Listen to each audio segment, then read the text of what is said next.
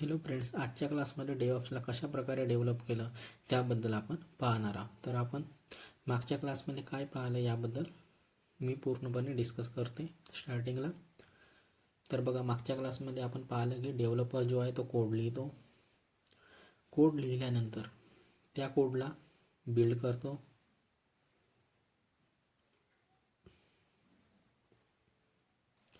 त्यानंतर त्या कोडला बिल्ड केल्यानंतर त्या कोडची टेस्टिंग केली जाते, म्हणजे टेस्ट केलं जातं. आणि टेस्ट झाल्यानंतर त्या कोडला QA टीमकडे पाठवला जातो किंवा क्वालिटी ॲश्युरन्स असं पण याला म्हणतात. क्वालिटी चेक करण्यासाठी ज्या गोष्टी याच्यामध्ये व्हायला पाहिजे त्या आहे किंवा नाही त्या ॲप्लिकेशनमध्ये ह्या गोष्टी चेक केल्या जातात. त्यानंतर त्या कोडला डिप्लॉय केलं जातं. डिप्लॉय केल्यानंतर त्याचं मेंटेनन्स पाहिला जातो काही दिवसापर्यंत, की जास्त लोड झाल्यानंतर क्रॅश तर नाही होत आहे आणि काही प्रॉब्लेम तर नाही येत आहे यामध्ये. ह्या गोष्टी चेक केल्या जाते आणि त्यानंतर याची मॉनिटरिंग केली जाते.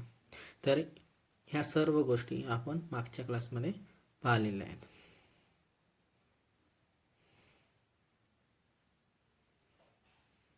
तर ह्या प्रकारे जे HDLC असते ती या प्रकारे असते लाईफ सायकल पूर्ण कोडची. तर यामध्ये मी लिहून पण दिलेलं आहे. डेव्हलपर बिल्ड करतो कोडला, बिल्ड, टेस्ट, क्वालिडेशन, डिप्लॉय, मेंटेनन्स आणि मॉनिटरिंग या पद्धतीने लाईफ सायकल आहे. ह्या गोष्टी आतापर्यंत होत होत्या.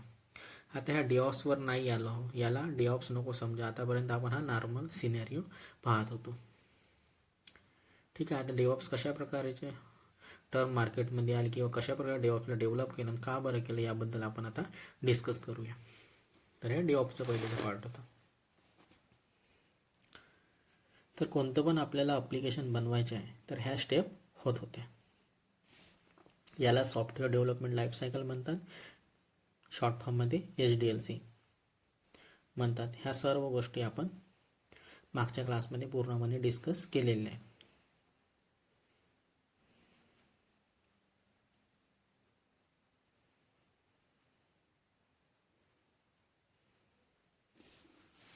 ही एक सॉफ्टवेअर बनवायची लाईफ सायकल आहे. तर आता लाईफ सायकल कशा पद्धतीने आहे हे आपल्याला समजलं असेल याच्यामध्ये. तर या प्रकारे पूर्ण ही लाईफ सायकल आहे सॉफ्टवेअर बनवण्याची.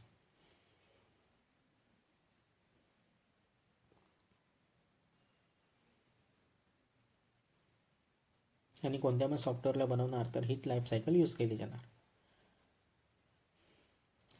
तर आता बघा, डेव्हलपर कोड लिहितो, त्यानंतर बिल्ड करतो, त्यानंतर टेस्ट करतो, त्यानंतर क्वालिटी ॲश्युरन्स म्हणजे क्वालिटी चेक करतो. ठीक आहे. यामध्ये मी लिहून देतो. या प्रकारे हा सर्व काम होतं डेव्हलपमेंट साईडला. या सर्व कामाला आपण डेव्हलपमेंट म्हणतो किंवा डेव्हलपर म्हणतो, कारण की हा डेव्हलपमेंटचा पार्ट आहे.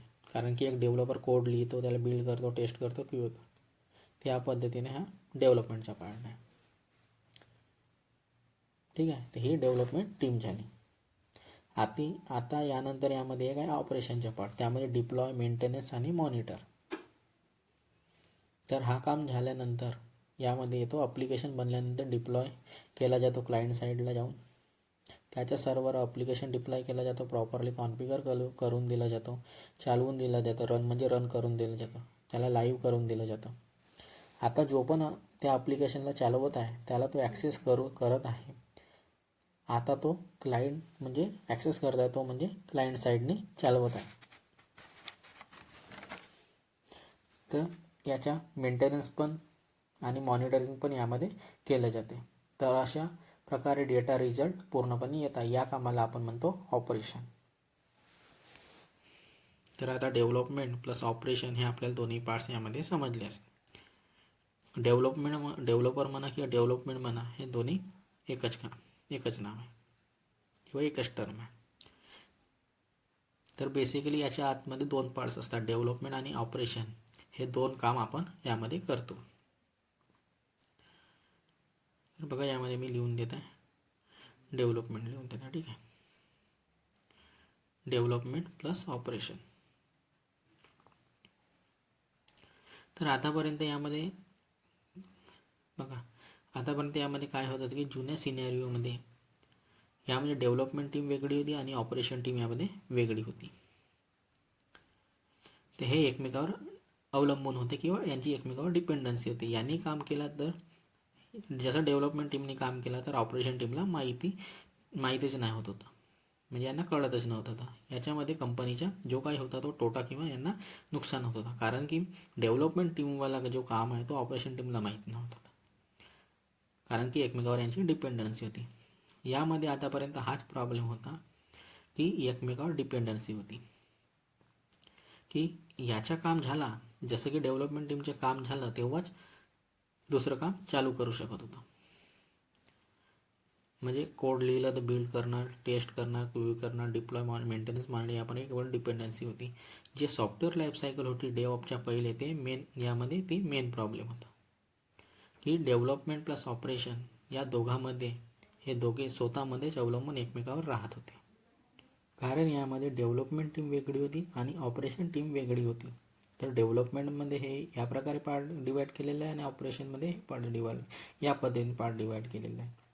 म्हणून त्या डेव्हऑपच्या लोगोमध्ये रिलीज नंतर ऑपरेशनच्या पार्ट डिपेंड केलेला आहे.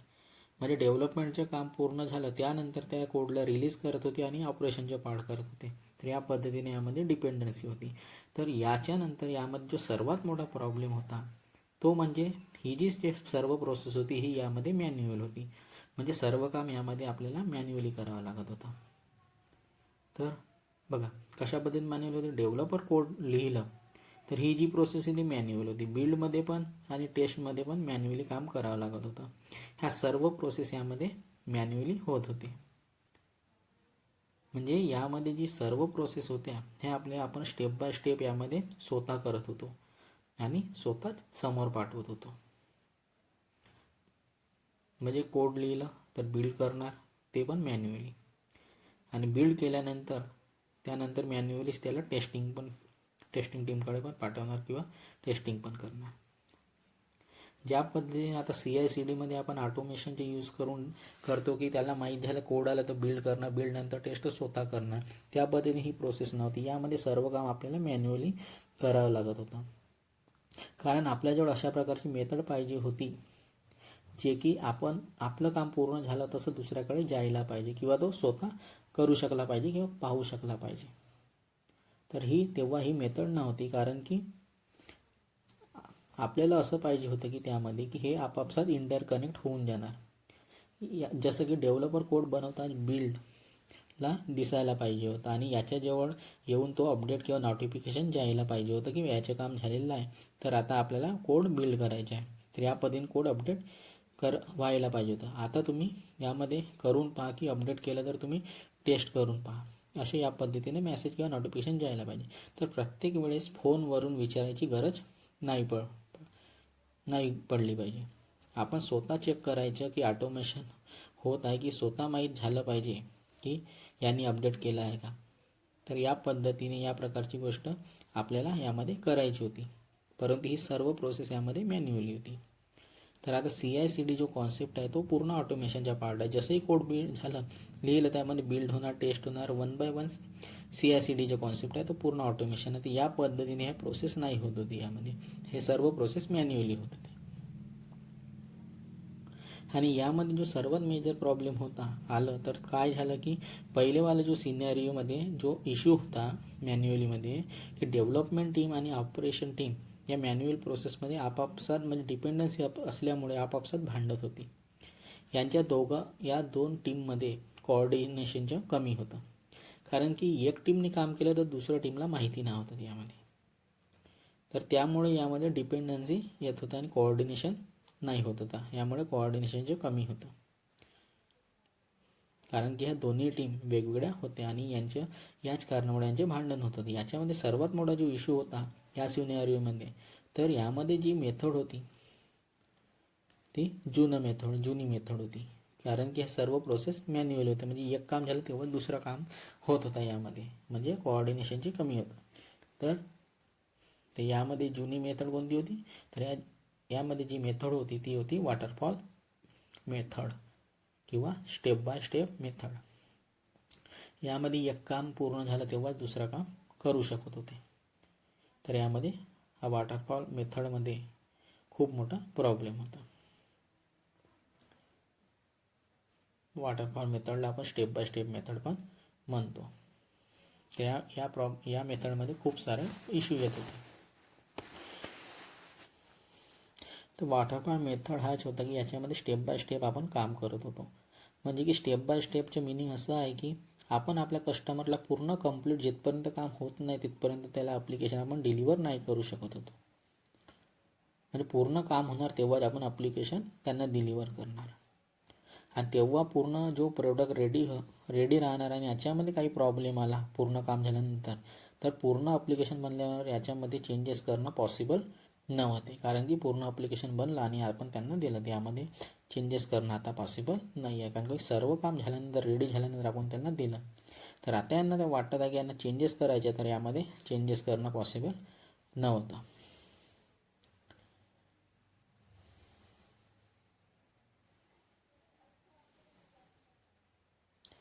कारण की यामध्ये पूर्ण ॲप्लिकेशन बनल्यावर यामध्ये चेंजेस करणं पॉसिबल नव्हतं. आणि जेव्हा कधी पूर्ण ॲप्लिकेशन बनल्यावर क्लायंटनी म्हटलं याच्यामध्ये की मला यामध्ये काही चेंजेस पाहिजे तर यामध्ये पॉसिबल नव्हतं.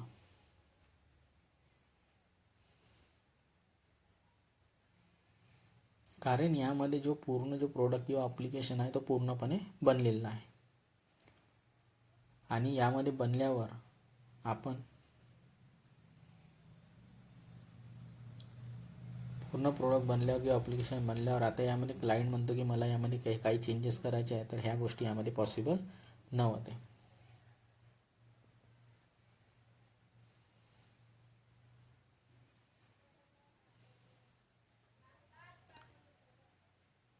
कारण की आपण यामध्ये वेगवेगळ्या पार्ट्समध्ये काम केलेलं नाही आहे.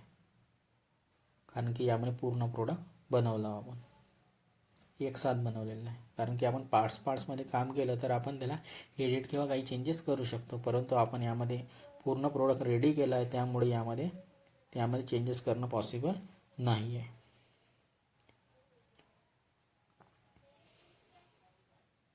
यामध्ये आपण एक प्रोडक्ट बनवण्यासाठी काम केलं होतं. आपला जो पूर्ण फोकस होता तो त्यावरच होता. यामध्ये जो प्रोडक्ट बनून गेलं आणि आता त्या गोष्टीला चेंज करणं ते काम म्हणजे यामध्ये खूप त्रासदायक आहे. म्हणजे यामध्ये आता आपण चेंजेस नाही करू शकत होतो.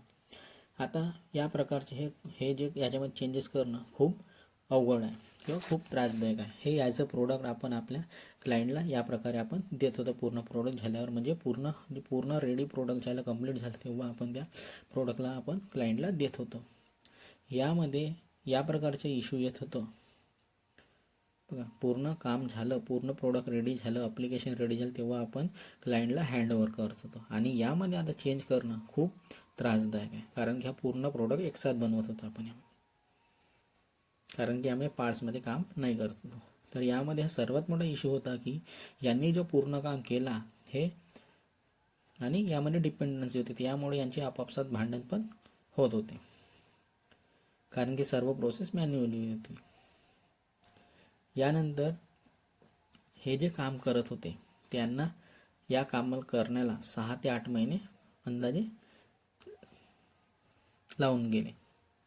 म्हणजे या काम करण्याला अंदाजे आपल्याला 6 ते 8 महिने लागलेले त्या पूर्ण प्रोडक्टला रेडी करायला. आणि या काम करण्यामध्ये आणि या 8 महिन्यामध्ये यांनी प्रोडक्ट पूर्णपणे रेडी करून दिलेला आहे. 6-8 महिन्याची मेहनत घेऊन हा जो एकसाथ प्रोडक्ट बनलेला आहे आणि ह्या प्रोडक्ट आता रेडी झाला आहे. आता त्यांना आपण देणारच आहोत क्लायंट साईडला तर त्याच्या पहिले दुसऱ्या मुलाने हा सेम ॲप्लिकेशन लॉन्च करून दिलेला आहे. असं समजा की आपलं प्रोडक्ट रेडी झालं 8 महिन्यामध्ये आणि अशातच दुसऱ्या व्यक्तीने सेम प्रोडक्ट लॉन्च करून दिलं. म्हणजे त्याच्या पहिले लॉन्च केलं. म्हणजे यामध्ये फास्ट डिलिव्हरीचे कॉन्सेप्ट काय ह्या गोष्टी मी आपल्याला मागच्या क्लासेसमध्ये समजून दिलेलं आहे. तर अशातच दुसऱ्या व्यक्तीने या सेम प्रोडक्ट लॉन्च करून दिला आहे. म्हणजे त्यांनी फास्टमध्ये डिप्लॉय करून दिलेलं आहे लॉन्च करून दिलेलं आहे. म्हणजे फास्ट डिलिव्हरी.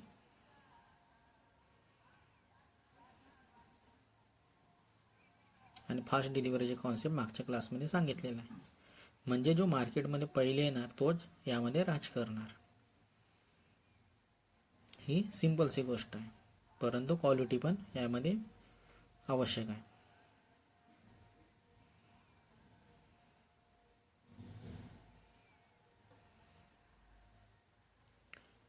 सेम गोष्ट त्यांनी पण यामध्ये लॉन्च केलेली आहे, परंतु आपल्या पहिले आला ती जी आपली 8 महिन्याची यामध्ये आपल्या पहिले त्यांनी लॉन्च करून दिलं, तर आपली जी 8 महिन्याची मेहनत होती ती यामध्ये पूर्णपणे वाया गेलेली आहे, म्हणजे बेकार झालेली आहे.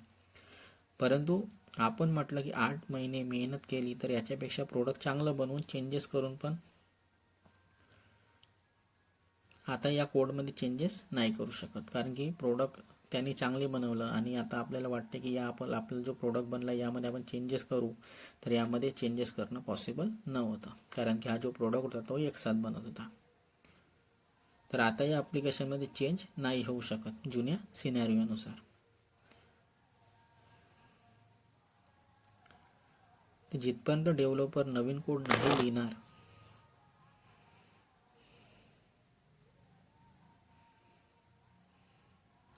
कारण यामध्ये जुने सिनॅरिओनुसार जो काही जुनं सिनॅरिओ होतं वॉटरफॉल मेथडमध्ये त्यामध्ये चेंजेस करणं पॉसिबल नव्हतं, कारण की डेव्हलपर आता नवीन कोड नाही लिहू शकणार. कारण की जिथपर्यंत डेव्हलपर नवीन कोड नाही लिहित तिथपर्यंत आपण बिल्डवाला काम नाही होणार. आता जेव्हा पूर्ण कोड लिहून झाला आहे तर आता तो कोडमध्ये चेंजेस करणं पॉसिबल नव्हतं किंवा नाही आहे. आता आपण समोरच्या स्टेपवर आलो आहो तर मागे नाही जाऊ शकत या मेथडमध्ये, कारण की स्टेप बाय स्टेप म्हणजे पायऱ्याचे एक उदाहरण घ्या, तर यामध्ये आपण बघा पायऱ्यावरून वरून पाणी सोडलं तर सिद्धा खाली येतो, खालून असं वरती नाही जात. ती ही मेथड आहे वॉटरफॉल मेथड. ते यामध्ये आपण मागं नाही जाऊ शकत होतो आणि हा एक पूर्ण प्रॉब्लेम होता, ज्यामुळे खूप सारे इश्यू यामध्ये आपल्याला पाहायला मिळत होते ॲप्लिकेशनला डेव्हलप करताना.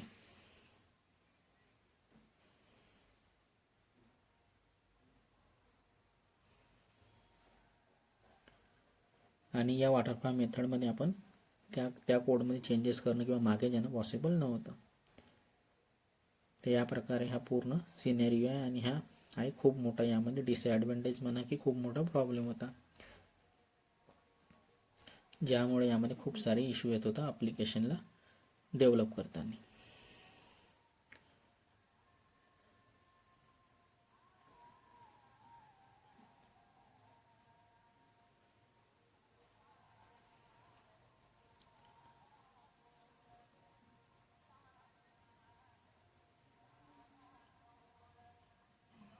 आणि यामुळे ॲप्लिकेशन खूप वेळानं डेव्हलप होत होते. याच प्रॉब्लेममुळे ॲप्लिकेशन खूप वेळानं डेव्हलप होत होते. आणि यामध्ये एक स्मूथनेस नव्हती, कारण की यामध्ये एकसाथ प्रोडक्ट बनत होतं आणि त्यामध्ये पण वेळ पण लागत होता, जसं की 8-10 महिने वगैरे वेळ लागली. आणि यामध्ये एवढं केल्यानंतर सुद्धा कोणी म्हणतो की चेंजेस करून देते, यामध्ये पॉसिबल नव्हतं.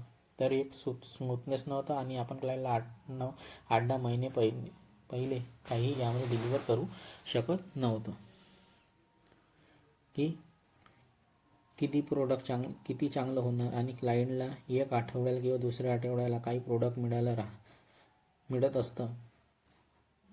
असतं. जसं की आपण कोड बिल्ड केलं तर आपण दाखवलं असतं त्यांना की कशा पद्धतीने कोड आहे, काय आहे, कशा पद्धतीने हा प्रोडक्ट बनवू शकतो. या पद्धतीने आपण त्याला प्रत्येक आठवड्याला किंवा दुसऱ्या आठवड्याला त्यांना दाखवलं असतं, तर आपल्याला एकसाथ म्हणजे त्यांना पण काही चेंजेस करायचे यामध्ये चेंज करू शकलो असतं. तर ह्या गोष्टी पॉसिबल नव्हतं, कारण की जसं की बघा आपल्याला एकसाथ पूर्ण पगार देऊन दिला वर्षाचा आणि वेगळं म्हणजे आणि प्रत्येक महिन्याला पेमेंट मिळालं, तर यामध्ये कसं एकसाथ मिळण्यापेक्षा प्रत्येक महिन्याला जो पेमेंट मिळतो यामुळे आपल्याला खूप चांगला वाटतो आणि काम करण्याच्या पण आपल्याला वाटते की नाही महिन्याला पेमेंट देणार, तर आपण पण काम पण मन लावून काम करतो. तर या प्रकारे हा प्रोडक्टमध्ये पण सिनॅरिओ आहे. आपण 8-10 महिन्यानंतर प्रोडक्ट यामध्ये डिलिव्हर करत आहोत. आपण 8-10 महिन्यानंतर प्रोडक्ट डिलिव्हर करतात. 8 महिने तो क्लायंट आपली वाट पाहत आहे, म्हणजे वेट पण करता. आणि 8 महिन्या पहिले कोणी दुसरा जो प्रोडक्ट लॉन्च करत आहे त्याला पण यामध्ये काही फायदा नाही आहे, कारण की सेमच प्रोडक्ट यामध्ये तो पण बनवत आणि डिलिव्हर करत आहे. तर यामध्ये काही फायदा नाही कोणाचा. त्यांनी पण स्वतःची वेळ खराब केली आणि पैसा पण यामध्ये इन्व्हेस्ट केला, तरीसुद्धा तो मार्केटमध्ये आपल्या प्रोडक्टला पहिले नाही आणू शकला. यामध्ये या प्रकारे खूप सारे प्रॉब्लेम होते, ज्यामुळे मार्केटमध्ये येऊन सुद्धा काही फायदा नाही, किंवा मार्केटमध्ये काय केला की या सर्व प्रॉब्लेममुळे मार्केटमध्ये काय केला की बघा आता यामध्ये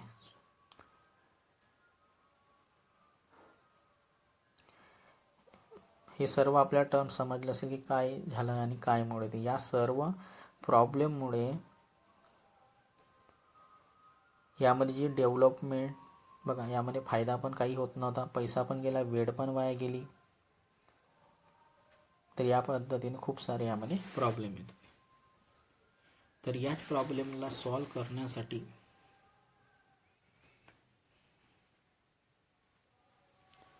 यामध्ये 2 टीम आहे, तुम्हालाही माहीत आहे, यामध्ये डेव्हलपमेंट प्लस ऑपरेशन टीम. तर आता याच प्रॉब्लेमला सॉल्व करण्यासाठी यामध्ये डेव्हलपमेंट टीम प्लस ऑपरेशन या दोन्ही टीमला मिळून बघा आता या प्रॉब्लेमला यामध्ये सॉल्व केला. हा जो प्रॉब्लेम होता हा खूप मोठा प्रॉब्लेम होता. तर आता याच प्रॉब्लेमला सॉल्व केलं ते म्हणजे डेऑप्सनी. तर बघा डेऑप्स कशा पद्धती म्हटलं ते सांगत नाही. तर यामध्ये दोन टीम वेगवेगळ्या होत्या, डेव्हलपमेंट प्लस ऑपरेशन टीम. या दोन्ही टीम वेगवेगळ्या होत्या. तर आता या दोन्ही डेव्हलपमेंट प्लस ऑपरेशन या दोन्ही टीमला मिळून आपण एक नवीन टीम बनवली आहे, याला आपण म्हणतो डेऑप्स. तर कशा पद्धतीने बनली यामध्ये पण मी लिहून देत आहे बघा. डेव्हलपमेंट प्लस ऑपरेशन या दोन्ही टीमला मिळून बनलेला आहे डेऑप्स. आणि डेऑप्स वर्ड कशा बनलं ते पण सांगते बघा. डेव्हलपमेंट प्लस ऑपरेशन बघा, दोन्ही टीम मिळून बनलेला आहे डेऑप्स. डेव्हलपमेंट प्लस ऑपरेशन, तर डेव्हलपमेंटचं डेव घेतलेलं आहे आणि ऑपरेशनचं म्हणजे लास्टला येस आहे ऑपरेशनच्या बघा. तर यामधले घेतलेलं आहे स्टार्टिंगचे 2 वर्ड ओपी आणि लास्टची एस, याला मिळून बनलेला आहे डेऑप्स. समजलं असेल आता डेऑप्स वर्ड कशा पद्धतीने बनलेलं आहे. हे कॉन्सेप्ट तुम्हाला कोणी नाही सांगणार आहे, यासाठी अभ्यास खूप करावा लागतो. तर डेव्हलपमेंट प्लस ऑपरेशन टीम मिळून बनलेली आहे डेऑप्स, म्हणजे 2 टीम मिळून यामध्ये एक टीम बनवलेली आहे. तर यामधूनच डेऑप्सची सुरुवात झालेली आहे. आता डेऑप्स कशा पद्धतीने बनवलेली टीम ते बघा. Development team plus operation team, यामध्ये डेव्हलपर आहे, तो कोड लिहितो, त्यानंतर त्या कोडला बिल्ड करतो, त्यानंतर त्या कोडची टेस्टिंग करतो, त्यानंतर त्याचे क्यूए करतो,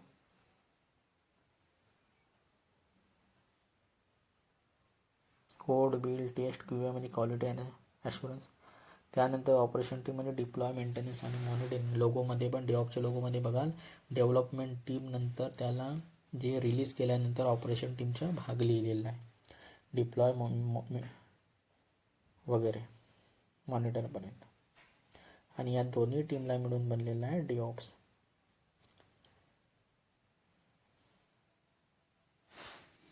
या 2 टीम मिळून याच प्रॉब्लेमला सॉल्व करण्यासाठी या दोन्ही टीमला एकत्र केलं आणि याच्या डेऑप्सचा कॉन्सेप्ट आणला.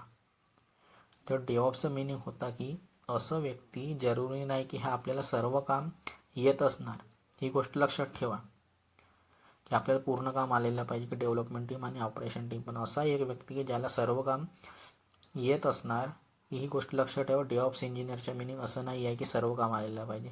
याच्या मिनिंग असं आहे की आपल्याला नॉलेज असायला पाहिजे ह्या दोन्ही टीमचं, डेव्हलपमेंट प्लस ऑपरेशन.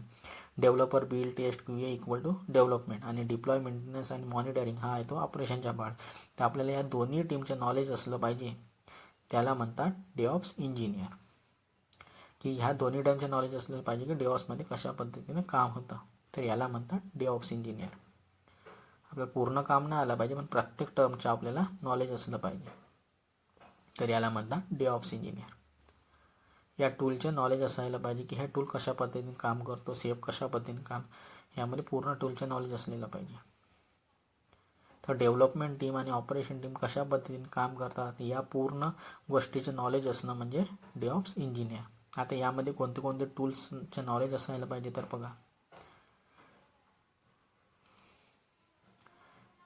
यामध्ये बघा टूल्स, यामध्ये शेप पण काम करतो, अँसिबल पण काम करतो, गिट पण आपल्याला यायला पाहिजे, पपेट वगैरे ज्या ज्या गोष्टी ऑटोमेशनने आपण काम करतो त्या सर्व टूलच्या यामध्ये नॉलेज असायला पाहिजेत. बघा अँसिबल, शेप, गिट, डॉकरचे पण असायला पाहिजे. काही गोष्टी लिहून देत आहे त्यामध्ये शेप, अँसिबल, गिट यांचे बेसिक नॉलेज आपल्याला असायला पाहिजे. आपण कोणत्याही एक लेवलवर काम करणार यामध्ये डेव्हलपमेंट प्लस ऑपरेशन पण आपल्याला नॉलेज असायला पाहिजे या सर्व गोष्टीचं.